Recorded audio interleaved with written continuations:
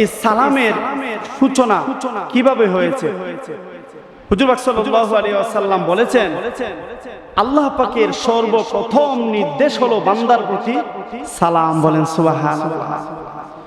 যেমন মিশকাত শরীফের 4449 নম্বর হাদিস, وعن عمران بن حسين رضي الله تعالى عنه قال كنا في الجاهلية نقول أنعم الله بك عينا وأنعم صباحا فلما كان الإسلام নুহিনা আন যালিক। ইমরান ইবনে হুসাইন বর্ণনা করেন, আমরা যখন জাহিলিয়াতের যুগে ছিলাম, আমরা মানুষকে সম্বোধন করতাম, শ্রদ্ধা বিনিময় করতাম। মানুষের সাথে কথার পূর্বে আমরা সালাম দিতাম কিভাবে? আমরা মানুষকে বলতাম আনআমাল্লাহু বিকা আইনান ওয়া আনআমা সাবাহান, আল্লাহ পাক তোমার চক্ষু শীতল করুক, তোমার প্রত্যুষে কল্যাণ হোক, শুভ সকাল হোক। এইভাবে আমরা সালাম বিনিময় করতাম।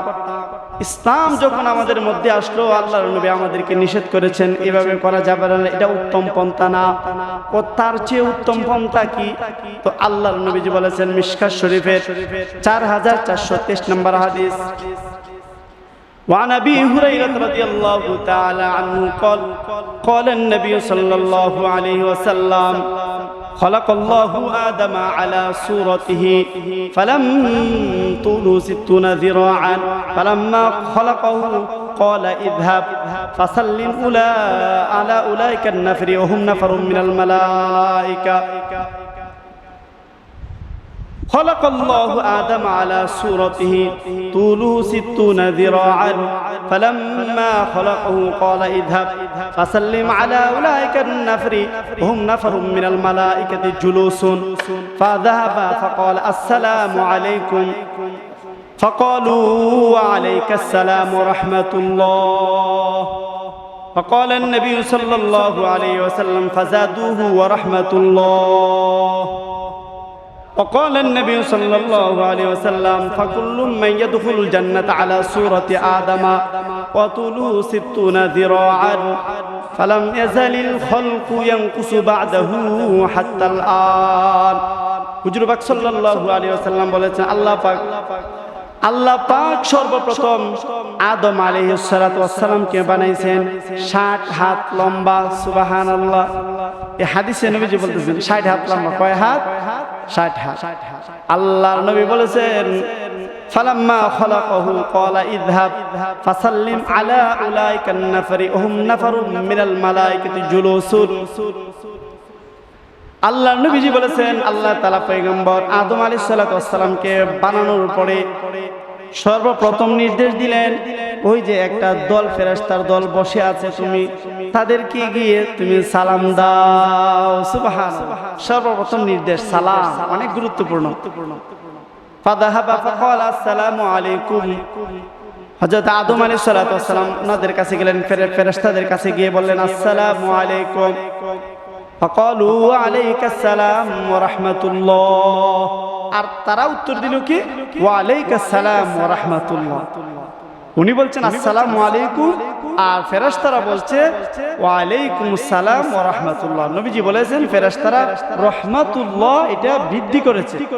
তারপরে হাদিসে নবীজি বলেছেন মানুষ যখন জান্নাতে প্রবেশ করবে তখন মানুষ হযরত আদম আলাইহিস সালাতু ওয়াস সালামের যে লম্বা যে ছিল 60 হাত, ওই আকৃতিতে তারা জান্নাতে প্রবেশ করবে। ফালা মেজালিল খালকু ইয়ানকুসু বাদাহু হাত্তাল আন। নবীজি বলেছেন আদম আলাইহিস সালাতু ওয়াস সালাম ছিলেন 60 হাত, তখন থেকে মানুষের ক্রমান্বয়ে শুধু খাটো হতে এখন পর্যন্ত মানুষের এই যে লম্বা এটা শুধু খাটো হচ্ছে, এটা শুধু কমছে আর কমছে। বর্তমানে আমরা অনেক খাটো, কিন্তু হযরত আদম আলাইহিস সালাতু ওয়াস সালাম ছিলেন কয় হাত? 60 হাত। তো এই হাদিসের দ্বারা বোঝা যায় যে সর্বপ্রথম আল্লাহ তাআলা আদম আলাইহিস সালাতু ওয়াস সালামকে নির্দেশ দিলেন, সর্বপ্রথম নির্দেশ হলো যে তুমি ফেরেশতাদেরকে সালাম দাও। তাহলে এই সালামের প্রচলন হযরতে আদম আলাইহিস সালাতু ওয়াস সালাম থেকে আল্লাহ তাআলা নিজে নির্দেশ দিয়ে এটা মানব জাতির উপর আল্লাহ তাআলা প্রচলন করেছিলেন, চালু করেছিলেন। তো এই সালাম আল্লাহ পাক আমাদেরকে দান করেছেন সৃষ্টির সূচনা থেকে। এই সালামের গুরুত্ব সম্পর্কে কোরআন থেকে আমি অনেকগুলো গত সপ্তাহে আয়াত বলেছিলাম, হাদিস থেকে কয়েকখানা গুরুত্ব সম্পর্কে, সালামের গুরুত্ব সম্পর্কে কয়েকখানা হাদিস পাঠ করব। যেমন মিশকাত শরীফের 4424 নম্বর হাদিস, ওয়ান আব্দুল্লাহ ইবনে আমর রাদিয়াল্লাহু তাআলা আনহু আন্না রাজুলান সাআলা রাসূলুল্লাহ সাল্লাল্লাহু আলাইহি ওয়াসাল্লাম আইয়ুল ইসলামি খায়রুন ক্বালা তুতঈমুত তাআম ওয়া তুকরিউস সালাম আলা মান আরাফতা ওয়া মান লাম তা'রিফ। আব্দুল্লাহ ইবনে আমর রাদিয়াল্লাহু তাআলা বর্ণনা করেন, এক ব্যক্তি আল্লাহর নবীকে জিজ্ঞেস করলে, ইয়া রাসূলুল্লাহ, ইসলামের মধ্যে সর্বোৎকৃষ্ট ভদ্রতা, উত্তম ভদ্রতা কি, উত্তম কাজ কি, যেটা আল্লাহ তাআলার কাছে পছন্দের, অনেক উত্তম। আইয়ুল ইসলামি খায়রুন, তো নবীজি বলেছেন তুতঈমুত তাআম ওয়া তুকরিউস সালাম আলা মান আরাফতা ওয়া মান লাম তা'রিফ। দুইটা কাজ অতি উত্তম ইসলামে, একটা হচ্ছে মানুষকে খানা খাওয়াও, আর একটা হচ্ছে মানুষকে সালাম দাও, চিনো অথবা না চিনো। তারপরে হাদিস মিশকাত শরীফের 4425 নম্বর হাদিস, আন আবি হুরায়রা রাদিয়াল্লাহু তাআলা আনহু ক্বালা an-nabiy সাল্লাল্লাহু আলাইহি ওয়াসাল্লাম লিল মুমিনি আলাল মুমিনি সিত্তু খিসাল ইয়াউদুহু ইযা মারিদা ويشهده إذا مات ويجيبه إذا دعاه ويسلم عليه إذا لقيه ويشمته إذا عطس وينصح له إذا غاب أو شهد। আবু হুরায়রা রাদিয়াল্লাহু তাআলা বলেছেন, নবীজি বলেছেন, আল্লাহর নবী বলেছেন, একজন মুমিনের জন্য অন্য মুমিনের উপরে 6টা দায়িত্ব আছে, 6টা দায়িত্ব আছে, 6টা হক। একজন মুমিন আরেকজন মুমিনের সাথে 6টা আচরণ করবে, এটা অন্য মুমিন তার কাছে পায়। কি? এক নম্বরে, কোনো মুমিন যদি অসুস্থ হয়ে যায়, আর এক মুমিন তাকে সেবা দিবে, তার যত্ন নিবে, তার খেদমত করবে, তার দেখতে যাইবে। কোনো মুমিন যদি মারা যায়, তাহলে তার জানাজা যাবে, তার জন্য কাফন দাফনের অনেক কাজে সে অংশগ্রহণ করবে। 3 নাম্বার, কোনো মুমিন যদি কেউকে ডাক দেয়, তাহলে সে তার ডাকে সাড়া দিবে। 4 নাম্বারে, কোনো মুমিনের সাথে মুমিনের সাক্ষাৎ হইলে তাহলে তাকে সে সালাম দিবে।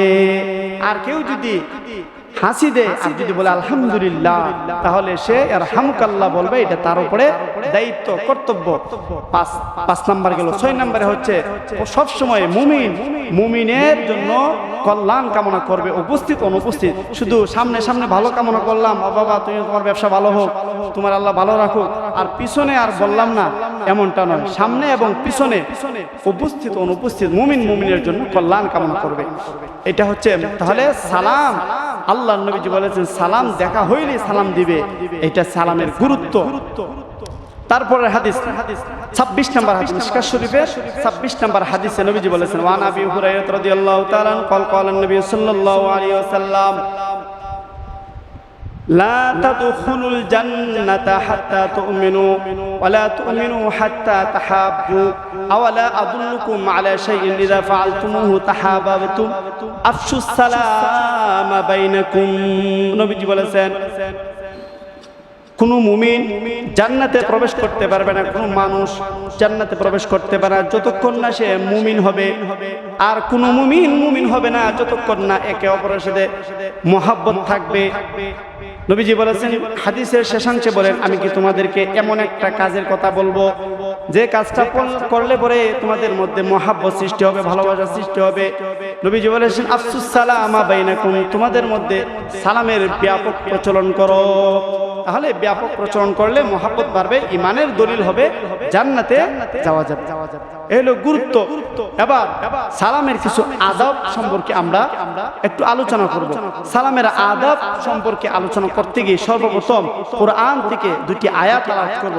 হুজুর পাক সাল্লাল্লাহু আলাইহি ওয়াসাল্লাম বলেছেন, সালাম যেমন ভাবে একজন আরেকজনের জন্য দোয়া কামনা, সালামের মাধ্যমে একজন আরেকজনের কাছ থেকে অনুমতিও নেওয়া, বা কোনো কথা শুরুর পূর্বে সালামের মাধ্যমে একজন আরেকজনের সাথে রপ্ত তৈরি করা, সম্পর্ক তৈরি করা, তারপরে কথা বলা। তাহলে সালাম হয় কি অনুমতি নেওয়া। এজন্য আল্লাহ তাআলা 18 নম্বর পারার 12 নম্বর পৃষ্ঠাতে আল্লাহ তাআলা বলেছেন যে যদি অন্য কারো ঘরে তোমরা প্রবেশ করো, তাহলে সালামের মাধ্যমে অনুমতি নেওয়া ছাড়া ওই ঘরে তোমরা প্রবেশ করিও না। যেমন প্রথম 12 নম্বর পৃষ্ঠার 18 নম্বর পারার 12 নম্বর পৃষ্ঠার প্রথম আয়াত থেকে আল্লাহ পাক শুরু করতেছেন। আল্লাহ তাআলা বলেন, ইয়া আইয়ুহাল্লাযীনা আমানু লা তাদখুলু বুয়ুতান গায়রা বুয়ুতিকুম হাত্তা তাস্তানিসু ওয়া তুসাল্লিমু আলা আহলিহা যালিকুম খায়রুল লাকুম লাআল্লাকুম তাযাক্কারুন। আল্লাহ তাআলা বলেছেন, ও ঈমানদাররা, তোমরা যদি অন্য কারো ঘরে প্রবেশ করো তাহলে সালাম দিয়ে অনুমতি নেওয়া ছাড়া ওই ঘরে তোমরা প্রবেশ করো না, এটা তোমাদের জন্য অনেক কল্যাণকর। দ্বিতীয় আয়াত আল্লাহ তাআলা বলেছেন, ফাইল্লাম তাজিদু ফিহা আহাদান ফালা তাদখুলুহা হাত্তা ইউযানা লাকুম ওয়া ইন কিলা লাকুম ইরজিউ ফারজিউ। আল্লাহ তাআলা বলেছেন, যদি ঘরে যদি মানুষ না থাকে তাহলে তোমরা সেই ঘরে প্রবেশ করিও না, বরং যদি বলে প্রত্যাবর্তন করো, চলে যাও, তাহলে তোমরা চলে যাও। এই হলো ঘরে প্রবেশ করার সিস্টেম। এরপর আয়াতে বলেছেন, লাইসা আলাইকুম জুনাহুন আন তাদখুলু বুয়ুতান গায়রা মাসকুনাতিন ফিহা মাতাউল লাকুম। আর যদি অন্যের ঘরে তোমাদের জিনিস থাকে এবং মানুষ যদি ওই ঘরে না থাকে তাহলে তোমরা প্রবেশ করো এবং তোমাদের জিনিসগুলো তোমরা নিয়ে আসো, কিন্তু মানুষ থাকলে সালাম দেওয়া ছাড়া ওই ঘরে প্রবেশ করা নিষেধ, অন্যের ঘরে। আর যদি আমরা নিজের ঘরে প্রবেশ করি, নিজের ঘরে, তো আল্লাহ তাআলা 18 নম্বর পারার 16 নম্বর পৃষ্ঠায় আল্লাহ তাআলা নিজের ঘরে এক রুম থেকে আরেক রুমে প্রবেশ করার সিস্টেম আল্লাহ তাআলা বাতিয়ে দিচ্ছেন। সালামের মাধ্যমে কিভাবে প্রবেশ করবে আল্লাহ তাআলা বলেছেন, ইয়া আইয়ুহাল্লাযীনা আমানু লিয়াস্তাযিনকুমুল্লাযীনা মালাকাত আইমানুকুম ওয়াল্লাযীনা লাম ইয়াবলুগুল হুলুমা মিনকুম সালাসা মাররাত মিন ক্বাবলি সালাতিল ফাজরি ওয়া হিনা তাদউনা সিয়াবাকুম ওয়া মিন বা'দি সালাতিল ইশা। আল্লাহ তাআলা বলেছেন যে ঈমানদারেরা, তোমাদের যে কর্মচারীরা আছে বা দাস দাসীরা আছে তারা এবং তোমাদের নাবালক বাচ্চারা যেন তোমাদের ঘরে 3টে সময়ে প্রবেশ না করে। একটা হচ্ছে মিন ক্বাবলি ফজর, ফজরের পূর্বে, অর্থাৎ শেষ রজনীতে যখন ফজরের সময় হয়, যখন আমরা নামাজের জন্য উঠি, এর পূর্বে উঠার আগ পর্যন্ত তখন যেন কেউ ঘরে প্রবেশ না করে সালাম অথবা অনুমতি নেওয়া ছাড়া। 2 নম্বরে এশারের নামাজের পরে যখন আমরা ঘুমোতে যাই তখনও যেন কেউ প্রবেশ না করে সালাম দিয়ে অনুমতি নেওয়া ছাড়া। 3 নম্বরে হচ্ছে জোহরের নামাজের পরে যখন আমরা কাইলুল্লাহ করি, নবীজি বলেছেন সুন্নত, খাবার খেয়ে একটু রেস্ট নেওয়া, ওই সময় কোনো নাবালেগ অথবা কোনো কর্মচারীর জন্য তোমাদের ঘরে প্রবেশ না করে সালাম দেওয়া ছাড়া। তাহলে এই 3 সময় কেন? সালাতু আওরাতিল লাকুম, এই সময় হচ্ছে পোশাক খোলার সময়, এই সময় একটু স্বাভাবিক ফ্রেশ হওয়ার সময়। ওই সময় যদি অন্যরা ঢুকে তাহলে এটা লজ্জার বিষয়। তাহলে এই 3 অন্যের ঘরে প্রবেশ করা এবং নিজেদের ঘরেও অন্য রুমে যেখানে মা বাবা থাকে, বড় ভাইয়েরা থাকে, এই 3 সময় বা রেস্টের সময় সালাম দেওয়া ছাড়া প্রবেশ করা সম্পূর্ণ নিষেধ। সালামের আদাব হাদিসে পাকে এসেছে, মিশকাত শরীফে 4427 নম্বর হাদিস। আন আবি হুরায়রা রাদিয়াল্লাহু তাআলা আনহু قال النبي صلى الله عليه وسلم يسلم الراكب على الماشي والماشي على القاعد والقليل على الكثير। নবীজি বলেছেন, যারা সোয়ারিতে থাকে, গাড়িতে থাকে, যারা পায়ে হাঁটে চলে তাদেরকে সালাম দিবে, যারা গাড়িতে থাকে তারা সালাম দিবে, পায়ে হাঁটে যে ব্যক্তি তাকে। ওয়াল মাশি আলাল কায়দ, যে ব্যক্তি হেঁটে হেঁটে চলে যায়, পথচারী যে ব্যক্তি বসে থাকে তাকে সালাম দিবে, এটা আদব। ওয়াল কলিলু আলাল কাসীর, অল্প মানুষ বেশি মানুষকে সালাম দিবে, এটাই আদব। তারপরে 4428 নম্বর হাদিস। ওয়ান আবি হুরায়রা রাদিয়াল্লাহু তাআলা আনহু قال قال النبي صلى الله عليه وسلم يسلم الصغير على الكبير والمار على القاعد والقليل على الكثير। নবীজি বলেছেন, সব সময় ছোটরা বড়দেরকে সালাম দিবে, এটা সম্মান। ছোটরা সব সময় বড়দেরকে সালাম দিবে, আর যারা হেঁটে হেঁটে চলে তারা বসনেওয়ালা লোকদেরকে সালাম দিবে, আর অল্প লোকেরা বেশি মানুষদেরকে সালাম দিবে, এটা আদব। আর আমাদের দেশে বর্তমানে এটা পরিপন্থী হয়ে গেছে। আমাদের যুবক ভাইয়েরা বৃদ্ধদেরকে সালাম দেই না, একদম নীরব তালামের বসে থাকে। এটা একটা বেয়াদবি, এটা একটা চরম বেয়াদবি এবং কষ্টের কারণ হয়ে যায়। এটা একটা কষ্টের কারণ, তারা কষ্ট পায় মুরব্বীদেরকে সালাম না দিলে।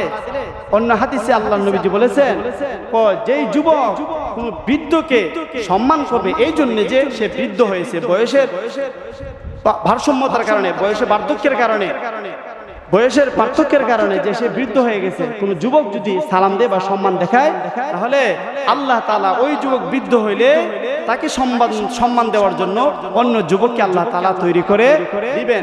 এজন্য আমাদের উপর যেমন ভাবে বড়দেরকে সম্মান করা, নবীজি বলেছেন লাইসা মিন্না মান লাম ইয়ারহাম সগীরানা ওয়া লাম ইউআক্কির কাবীরানা, ওই ব্যক্তি আমার দলভুক্ত নয় যে ছোটদেরকে স্নেহ করে না, আবার ছোটরা বড়দেরকে সম্মান করে না।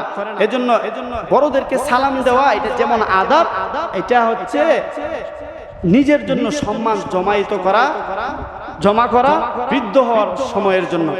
এজন্য সালাম দিব, আর সালামের মাধ্যমে অন্যের সন্তুষ্টি অর্জন হয়। এজন্য ইবনে কাসির তার তাফসীর গ্রন্থে লিখেছেন ইত্তাকু ফিরাসাতাল মুমিনিন, মুমিনের অন্তর্দৃষ্টিকে ভয় করো। কোন বৃদ্ধ লোক যদি তোমার প্রতি মনোকষ্ট নেই যে ছেলেটা বেয়াদব সালাম দিল না, এই মনে মনে এই কুদা তোমার সম্পর্কে যখন খারাপ ধারণা হবে, ইবনে কাসির তার তাফসীর গ্রন্থে লেখে এই যুবকের কোনোদিন আর কল্যাণ হবে না, কোনোদিন আর তার উন্নতি হবে না। সে খারাপ হওয়া ছাড়া, তার মেধায় আর তার চিন্তা বিকৃত হওয়া ছাড়া, পেরেশান হওয়া ছাড়া তার আর দ্বিতীয় কোনো রাস্তা নাই। তার দ্বারা কোনো কল্যাণ কামনা করা যায় না যে ব্যক্তি তার বড়দেরকে সম্মান দেয় না। এবার আসে বড়রা কি ছোটদেরকে সালাম দিবে না? হ্যাঁ দিবে। এরপরের হাদিস 29 নম্বর হাদিস, ওয়ান আনাস রাদিয়াল্লাহু তাআলা আনহু قال النبي صلى الله عليه وسلم أن رسول الله صلى الله عليه وسلم مر على غلمان فسلم عليهم। আনাস রাদিয়াল্লাহু তাআলা আনহু বর্ণনা করেন হুজুর পাক সাল্লাল্লাহু আলাইহি ওয়াসাল্লাম কিছু ছোট ছোট গিলমান, ছোট ছোট নাবালক বাচ্চাদের পাশ দিয়ে যাচ্ছিলেন, তারপরে নবীজি তাদেরকে সালাম দিলেন। তাহলে বোঝা গেল বড়রাও কিন্তু ছোটদেরকে স্নেহ সুলভ সালাম দিতে পারে। এটা হচ্ছে স্নেহ সুলভ, মানে আদরের জন্য অনেক সময় বড়রা ছোটদেরকে সালাম দিবে, কিন্তু অরিজিনালি আদর হচ্ছে যারা প্রাপ্তবয়স্ক তারা যেন তাদের চেয়ে বয়সে যারা বড় তাদেরকে জন্য সালাম দেয়। এই সালাম না দেওয়াতে ওই যুবকের এই উন্নতির মধ্যে বাধা পড়ে যায়। এজন্য আমরা এটা খেয়াল করব। তারপরে সালামের আরো কয়েকটি আদব হচ্ছে, হুজুর পাক সাল্লাল্লাহু আলাইহি ওয়াসাল্লাম বলেছেন মিশকাত শরীফে 4430 নম্বর হাদিস, আন আবি হুরায়রা রাদিয়াল্লাহু তাআলা আনহু قال قال النبي صلى الله عليه وسلم لا يبدأ اليهود والنصارى بالسلام। নবীজি বলেছেন তোমরা ইহুদিদেরকে এবং নাসারাদেরকে কখনো তোমরা সালাম দিবা না, ইহুদিদেরকে এবং নাসারাদেরকে তোমরা সালাম দিবা না। ফাইদা লাকিতুম আহাদাহুম ফি তরিকিন ফাতরুহু ফি আদিয়িহি, বরং তাদের সাথে দেখা হলে ইহুদি খ্রিস্টানদের সাথে তোমাদের যদি রাস্তার মধ্যে দেখা হয় তখন তাদের রাস্তা তোমরা সংকীর্ণ করে দাও, তারা যেন এই সংকীর্ণ রাস্তা দিয়ে যেতে বাধ্য হয়। অর্থাৎ নবীজি বলেছেন তাদের সাথে আমাদের কোনো সমঝোতা বা মিল মোহাব্বত চলে, এজন্য আমাদের এটাও খেয়াল রাখতে হবে। আবার আসেন হুজুর পাক সাল্লাল্লাহু আলাইহি ওয়াসাল্লাম 4432 নম্বর হাদিস মিশকাত শরীফে হুজুর পাক সাল্লাল্লাহু আনাস রাদিয়াল্লাহু তাআলা আনহু থেকে বর্ণিত, তিনি বলেন হুজুর পাক সাল্লাল্লাহু আলাইহি ওয়াসাল্লাম বলেছেন ইযা সাল্লামা আলাইকুম আহলুল কিতাব ফাকুলু আলাইকুম, যদি আহলে কিতাব ইহুদি খ্রিস্টান যদি তোমাদেরকে সালাম দেয় তাহলে তোমরা কি বলবা? শুধু এতটুকু বলবা ওয়া আলাইকুম, এর বেশি বলা যাবে না। কারণ নবীজি বলেছেন 31 নম্বর হাদিসে আছে, নবীজি বলেছেন ফাইন্নামা আহাদুহুম ইয়াকুলু আসসালাম আলাইকা, তারা তোমাদেরকে সাম বলে, সালাম বলে না, বরং আসসালাম বলে, মানে তোমাদের মৃত্যু। আসসালাম অর্থ মৃত্যু হওয়া।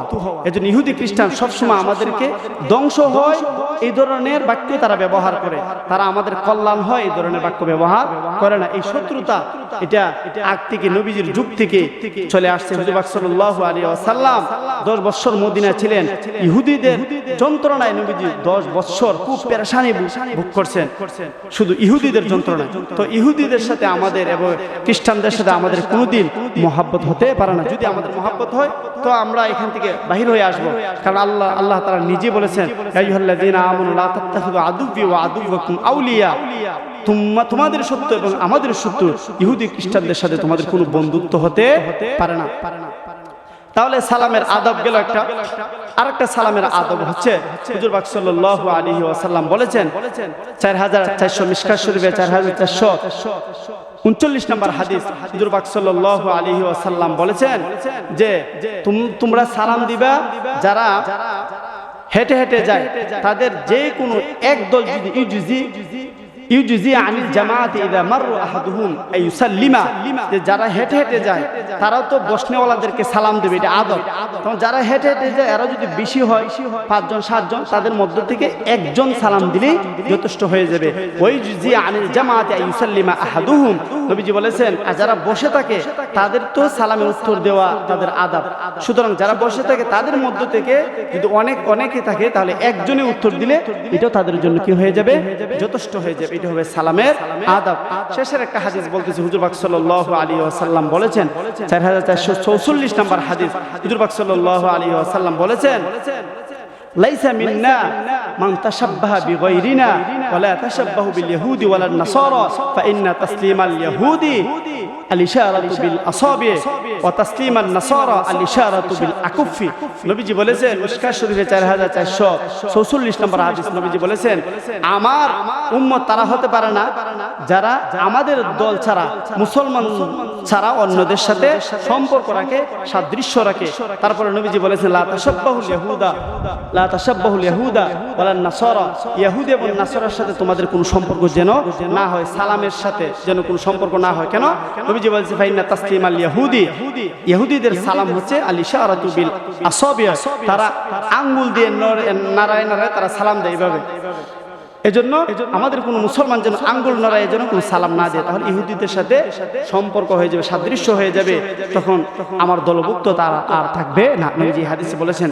তারপরে বলেছেন ওয়া তাসলিমান নাসারা আল ইশারাতু বিল আকুফি, আর ইহুদিরা সালাম দেয় হাত নড়ে এভাবে। এজন্য আমরা যেন হাত উত্তোলন করে এভাবে যেন সালাম আমরা না দিই, হাত দেখিয়ে বা হাত নড়ে যেন আমরা সালাম না দিই, এটা নাসারাদের সাথে সাদৃশ্য হয়ে যায়। নবীজি বলেছেন যারা নাসারাদের সাথে সাদৃশ্য তারা আমার দলভুক্ত হতে পারে না। আল্লাহ পাক আমাদেরকে বেশি বেশি আফসুস সালাম ব্যাপক করার, এবং বিশেষ করে আমরা যারা যুবক আছি।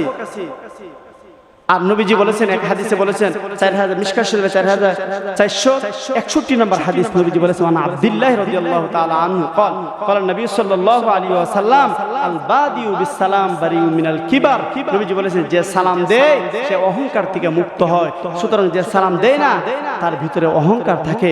এজন্য আমরা যারা যুবক আছি, আমরা যদি বৃদ্ধদেরকে বা আমাদের চেয়ে বয়সে যারা বড় যদি আমরা সালাম না দেই, আদবের তো খেলাফ, এটা অহংকারের কারণ হয়ে যায়। আর আল্লাহ তাআলা কোন অহংকারীকে পছন্দ করেন না। এজন্য আমরা খেয়াল রাখবো। এজন্য বলা হয়েছে ইত্তাকু ফিরাসাতাল মুমিনিন, মুমিনের অন্তর্দৃষ্টি ভয় করো। কোন মুরব্বির সাথে এমন কোন কাজ, সামনে এমন কোন কাজ না করা যে ওই বয়স্ক লোক এই কাজটা ঘৃণা করতেছে, আমাকে ঘৃণা করতেছে, তাহলে আমার জীবনে, আমার সামাজিক জীবনে, আমার পারিবারিক জীবনে আমার উন্নতি আসবে না, আমার শান্তি আসবে না। তার এতটুকু তীক্ষ্ণ দৃষ্টির কারণে আমার জীবন শেষ হয়ে যেতে পারে। এজন্য আমরা খেয়াল করব, বড়দেরকে সালাম দিয়ে সম্মান জানাবো। তো আল্লাহ পাক আমরা যখন বৃদ্ধ হবো আমাদেরকেও এক যুবক তৈরি করে দিবেন যারা আমাদেরকে কি দিবে, সালাম দিবে এবং সম্মান দিবে।